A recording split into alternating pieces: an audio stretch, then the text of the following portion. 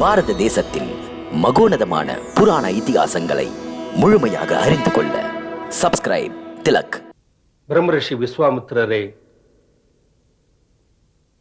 மன்னர் தசரதரே, இந்த சபையிலே தம் அனைவரையும் வரவேற்கிறேன்.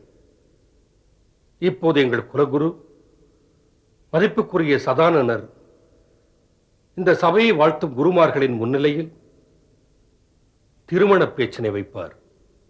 மன்னர் ஜனகரின் நிபந்தனைக்கு இணங்க சிவதனுசை வளைத்த உடனேயே ராஜகுமாரி சீதைக்கு ஸ்ரீராமனுடன் திருமணம் முடிந்து விட்டதாக கருத வேண்டும் என்று இந்த ஆரிய பூமியிலே இரு பெரும் வம்சங்கள் இணைந்து விட்டன.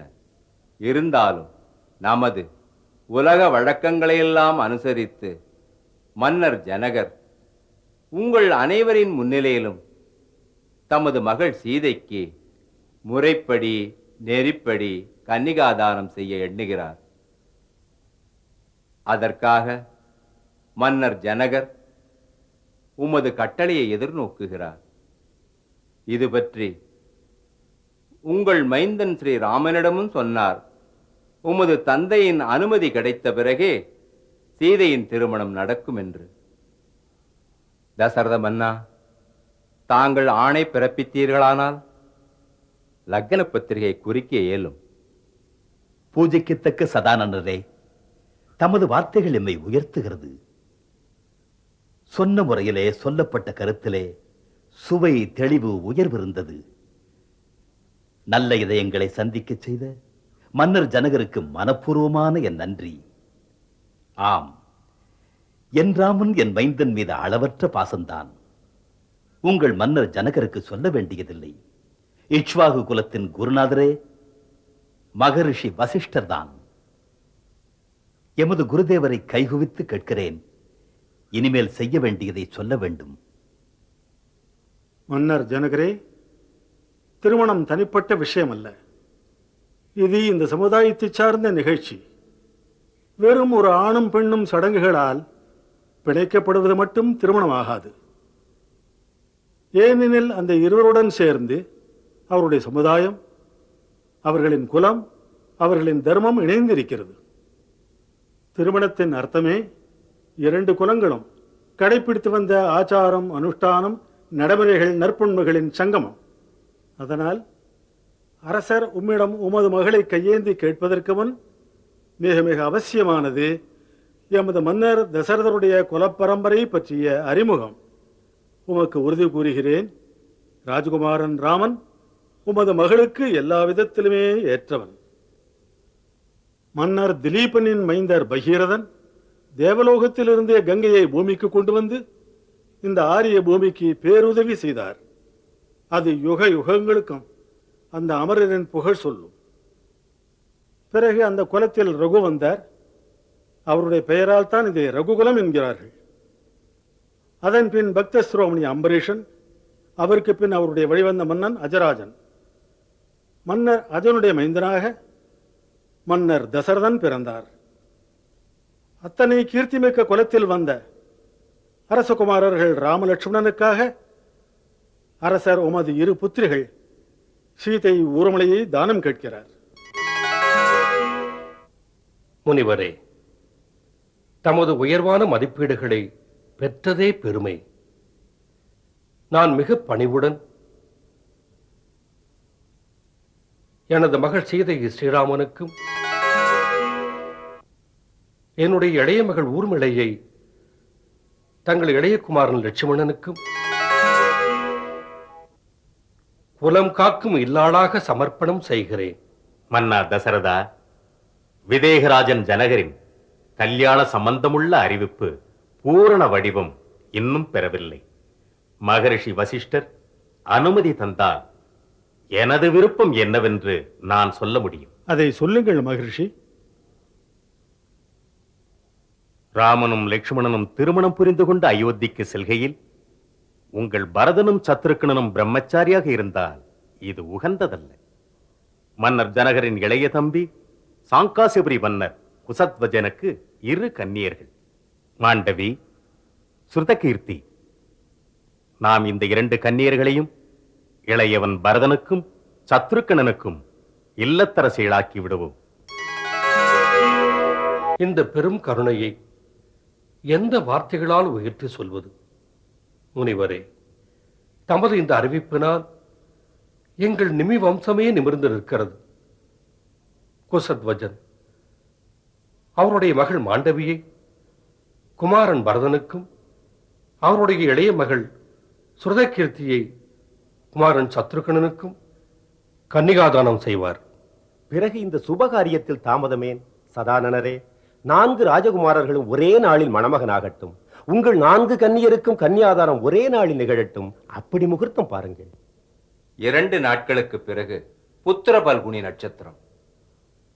அந்த நன்னாளில் 4 திருமணங்களையும் நடத்த நல்ல முகூர்த்தம் இருக்கிறது.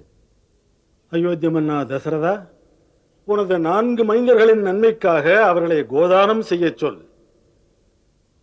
நாந்தி மோட்ச சாந்திகளை முடித்து அதன் பிறகு திருமண காரியங்களை நீங்கள் ஆரம்பிக்கலாம். உங்கள் கட்டளை குருதேவா. நல்ல செய்தி, நலமான செய்தி. மாண்டவி, ஊர்மிளா, சுரதகீர்த்தி, கேளுங்கள் கேளுங்கள். அடி எல்லோரும் வந்து கேளுங்கள். என்ன சொல்ல? என்ன விஷயம்? இனிமையான செய்தி, எதிர்பார்க்கும் செய்தி. நான் சொல்ல போகும் செய்தி என்னவென்றால், இந்த ஜனகபுரியும் சங்காசய நகரும் ஒரே நாளில் ஒரே முகூர்த்தத்தில் உலக புகழ் பெற போகிறது. இன்று ராமச்சந்திரன் எடுத்தார், வில்லை வளைத்தார், சீதா தேவியை அடைந்தார். இன்று நம்முடைய மாண்டவி பரதனுக்கு ஜெய், ஊர்மிளா லட்சுமணனுக்கு ஜெய், சுரதகீர்த்தி சத்ருக்கணனுக்கு ஜெய். என்னடி இன்னும் புரியவில்லையா அக்கா? மகாராஜா ஜனகரும் மகாராஜா தசரதரும் கலந்து பேசி 4 சகோதரருக்கும் 4 சகோதரிகளை ஒரே நாளில் ஒரே முகூர்த்தத்தில் திருமணம் செய்ய முடிவெடுத்திருக்கிறார்கள். ஆமா, ஒரே நாளில் திருமணம் செய்ய முடிவெடுத்திருக்கிறார்கள்.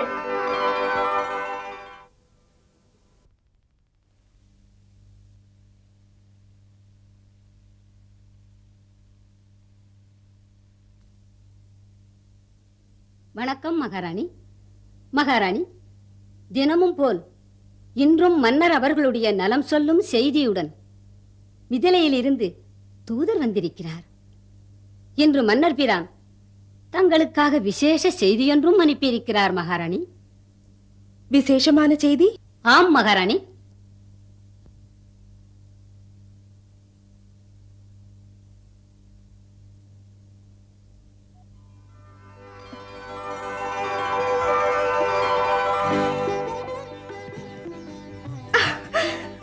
பரதனுக்கு திருமணமா? தாங்கள் என்ன சொல்கிறீர்கள் மகாராணி? ராஜகுமாரன் பரதனுக்கு திருமணமா? மன்னர் அவர்கள் 4 மைந்தர்களுக்கும் திருமணம் நிச்சயித்திருக்கிறார். அடேடே, எங்கே புறப்பட்டு விட்டாய்? அதுவும் இந்த பாதி அலங்காரத்துடன். உனக்காக மலர் கொண்டு வந்திருக்கிறேன். இருக்கட்டும் மந்தரா, எனக்கு இப்போது அலங்காரம் செய்து கொள்வதற்கெல்லாம் நேரமே. இது உன் பிள்ளை பிராயத்து கதைதானே? அந்த காலத்திலேயே நீ பாதி அலங்காரத்தில் போவாய். இப்போது ராணியா இருந்தும் கூட பழைய மாதிரியாகத்தான் இருக்கிறாய். பழைய மாதிரியா? அட அப்படியா? அடி மந்தரா, எனக்கு விரைவில் மாமியாராக போகும் யோகம். மகாராஜா பரதன், லக்ஷ்மணன், சத்ருகணனுக்கு திருமணம் நிச்சயித்திருக்கிறார். பரதனுக்கு திருமணமா? இந்த சுப செய்தியை சொல்ல மகாராணி கோசலியிடம் செல்கிறேன். சேடிகளே, சேடிகளே, கேட்டீர்களா? சேதி தெரியுமா? திருமணமாம், பரதனுக்கு திருமணமாம். என் பரதனுக்கு. அக்கா, அக்கா, ஜனகபுரியிலிருந்து மன்னர் செய்தி அனுப்பியிருக்கிறார். ஜனகபுரியில் இருந்தா அவர் நலமோடு இருக்கிறாரா? நலமோடு இருக்கிறார். அக்கா, இதை படியுங்களேன். நீ படித்திருப்பாயே. எதை பற்றி என்று சொல். சரி, சொல்கிறேன். நீங்கள் கேட்டால் துள்ளி குதிப்பீர்கள். மகாராஜா ராமனோடு லக்ஷ்மணன், பரதன், சத்ருகணனுக்கு திருமணம் நிச்சயித்திருக்கிறார். என்ன என்ன நிஜம்தானா? மன்னர் 4 மைந்தர்களின் திருமணத்தை ஒன்றாக நிச்சயித்திருக்கிறாரா? இதை எனக்கு கைகேயிதான் சொன்னாள். மன்னரின் செய்தியை நான் இன்னும் முழுதும் கேட்கவில்லை. எங்கே, யாருடன், யார் மகள் என்று கூட எனக்கு தெரியாது. யாருக்கு, யாரை நிச்சயித்திருக்கிறார்? லக்ஷ்மணனை மணப்பவள் மகாராஜா ஜனகரின் இளைய மகளான ஊர்மிளாதான். பரதன் சத்ருகணனுக்கு மகாராஜா குசத்வஜரின் செல்விகள் மாண்டவி, சுதகீர்த்தி.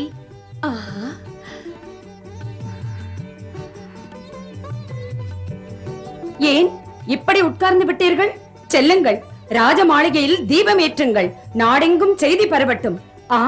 அமைச்சர்களிடம் சொல்லுங்கள், அனைவரின் இல்லங்களுக்கும் இனிப்பு வழங்க வேண்டும் என்று. நான் அந்தண பெரியோர்களை அழைக்கிறேன். நீங்கள் இருவரும் கோதானம் செய்ய வேண்டும். எழுந்திருங்கள், இருவரும் சென்று குல வழக்கப்படி ஏற்பாடு செய்யுங்கள். சீக்கிரம் எண்ணெய் ஊற்றுங்கள், இன்னும் ஊற்றுங்கள். வா, நீயும் நீயும். அடே, என்ன செய்கிறாய் மந்தரா? இன்று உன் மகனுக்கு திருமணம் நிச்சயிக்கப்பட்டிருக்கிறதே, மாளிகையெல்லாம் தீபாலங்காரம் செய்ய வேண்டிய நீ என்னை கேட்கிறாய் என்னவென்று? எவ்வளவு பொறுப்பு! பிராமணர்களுக்கு அனுப்ப வேண்டும் அழைப்பு, மக்களுக்கு வீடுதோறும் வழங்க வேண்டும் இனிப்பு. கோதானங்கள் என்ன, சொன்னதானங்கள் என்ன, இஷ்டம் போல் நடக்கிறது. அக்கா எல்லா ஏற்பாடுகளும் செய்திருக்கிறார்கள். அக்கா? மகாராணி கௌசல்யா? அக்கா, உன் அக்காள் இதையெல்லாம் ஏன் செய்கிறாள்? தன் ராமனுக்காக செய்கிறாள். பரதனுக்கு செய்வது போல் ஒரு கண் துடைப்பு. பரதன் உன் வயிற்றில் பிறந்தவன். பரதனுக்காக உரியதை செய்ய வேண்டியவள் தாய் என்ற முறையில் நீதான். மந்தரே, உன் குறுகிய புத்தி உன்னை விட்டு போகவே இல்லை. அக்கா என்னிலும் அதிகமாக நேசிக்கிறார்கள் என் பரதனை. நேசிப்பாள். பரதனை பெற்ற தாய் அவள் இல்லையே. பெற்ற தாய் என்ற முறையில் நீதான் செய்ய வேண்டும். நீ சொல்வது போல் அக்காவும் சொன்னார்கள். அப்படி வா. இனி முதல் வேலையாக உன் தகப்பனார் மகாராஜா அசோபதிக்கு செய்தி அனுப்பு. தாமதிக்காதே. செய்தியை பார்த்தவுடன் தந்தையின் கேக்கைய நாடே தீப ஒளியால் ஜொலிக்கப் போகிறது. பரதனை மற்ற ராஜகுமாரர்கள் போய் நினைத்தாயா? அவன் கேக்கயத்தின் கண்ணின் மணி அல்லவா? புகழ்ச்சிக்காக சொல்லவில்லை.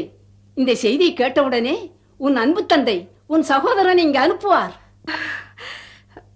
நிச்சயமாக மகிழ்ச்சியின் எல்லைக்கே போய்விடுவார் என் தந்தை.